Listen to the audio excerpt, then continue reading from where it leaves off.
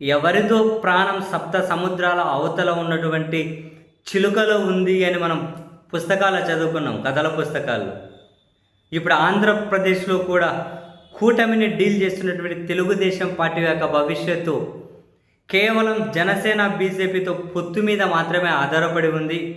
ఆ పొత్తు లేకపోతే మనం మనుగడ సాధించలేము అని ప్రతి సెకండు వాళ్ళు నమ్ముతూ ఉండడం, ప్రతి సెకండు ఆ విధమైన భయభ్రాంతులకు గురవుతూ ఉండడం భలే ఆశ్చర్యం కలిగిస్తుంది. ఎందుకు తాజాగా కూడా నారా లోకేష్ గారి వ్యాఖ్యలు చూశారా?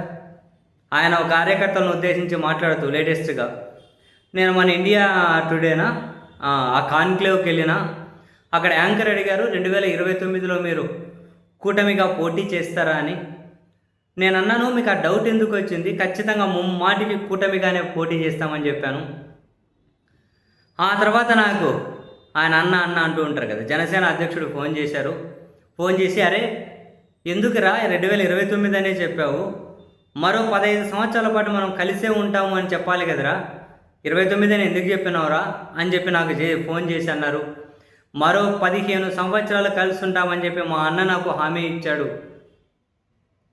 మేము ఢిల్లీలో ఏ విధంగా కలిసి పనిచేస్తున్నాము, అమరావతిలో ఏ విధంగా కలిసి పనిచేస్తున్నాము, క్షేత్రస్థాయిలో కూడా మీరు అదే విధంగా కలిసి పనిచేయాలి అని చెప్పి తాజాగా నారా లోకేష్ గారు చేసిన కామెంట్స్ అయితే ఉన్నాయో ఇవి చాలా తెలివిగా చేశారు ఆయన.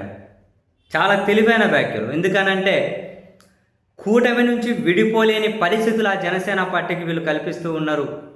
కూటమి నుంచి విడిపోలేని పరిస్థితులు.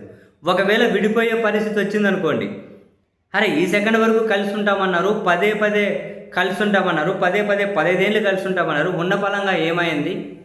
సో దానికి ఆయనకు వేరే ఏవో ప్రయోజనాలు ఉన్నాయని చెప్పి అప్పుడు ప్రచారం చేసుకోవడానికి ఉపయోగపడే అవకాశం ఉంటుంది. 15 ఏళ్ళు కలిసి ఉంటాం అని చెప్పి ఆయన చెబుతూ ఉన్నారు, హామీ ఇచ్చారు, ఆ మాట అన్నారు అని చెప్పడం ద్వారా ఆ కాన్క్లేవ్ అయిపోయిన తర్వాత ఫోన్ చేసి మరి నాకు 15 ఏళ్ళ నువ్వు ఎందుకు చెప్పలేదురా, రా అన్నారు అని అంటే అది కూడా ఒక ఆప్యాయత ప్రేమతో మాట్లాడారు అని చెప్పే ఉద్దేశం. అని అన్నారు అని అంటే ఇక ఎక్కడ విడిపోలేకుండా ఆయన ముందర కాళ్ళకు బంధాలు వేస్తూ ఉన్నట్లే. చాలా తెలివైనటువంటి స్ట్రాటజీ. అంటే అదే సమయంలోనే విడిపోతే నిలబడలేము అనే భయం కూడా. మరి నిజంగానే ఈ 3 పార్టీలు మళ్ళీ కలిసి ఉన్నా కూడా వీళ్ళ పరిపాలన చూసిన తర్వాత ప్రజలు వీళ్ళవైపే నిలబడతారా? కాలం సమాధానం చెప్పాలి.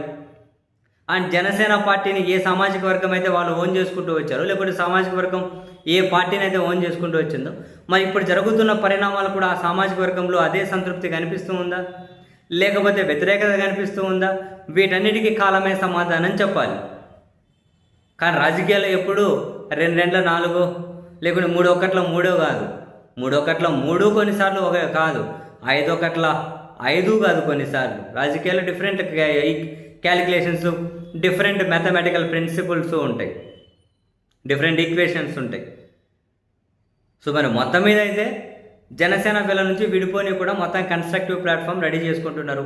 ఇద్దరిది లేండి, విడిపోతే అధికారంలో ఉండలేమనే భయం వీళ్ళది, విడిపోతే ఎమ్మెల్యేగా కూడా గెలవలేమనే భయం వాళ్ళది.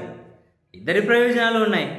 మరి అల్టిమేట్గా వాళ్ళ ప్రయోజనాలే రాష్ట్ర ప్రయోజనాలా, లేకుంటే రాష్ట్ర ప్రజలకు మరేమైనా ఆలోచన, మరేమైనా ప్రయోజనాలు, మరేమైనా భవిష్యత్తు గురించి ఆలోచిస్తున్నారా అంటే కాలం సమాధానం చెప్పాలి.